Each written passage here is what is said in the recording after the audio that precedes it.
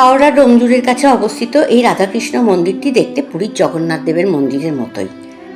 মন্দিরে প্রবেশ করে দেখলাম মন্দির প্রাঙ্গণ বেশ বড় এবং ঝকমকে তকতকে। সামনেই আছে জুতো রাখার জায়গা। জুতো খুলে রেখে সমস্ত মন্দির ঘুরে দেখছি। এখানে ভোগ প্রসাদ পাওয়ার সুবন্দোবস্ত আছে। সকাল 7টা থেকে 8টার মধ্যে কুপন কেটে নিলেই প্রসাদ পাওয়া যাবে। এখানে রাত্রিবাসেরও ব্যবস্থা রয়েছে, তবে খুব দূর থেকে কেউ এলে তখনই তাদের জন্য ব্যবস্থাটা রাখা হয়।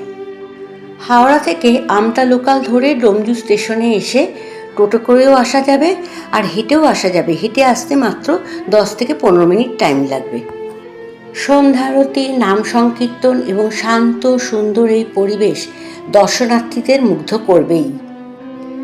ডোমজুড়ের নীলাঞ্জনা পার্কের পাশে অবস্থিত রাধাকৃষ্ণের এই মন্দিরটি সত্যি অসাধারণ।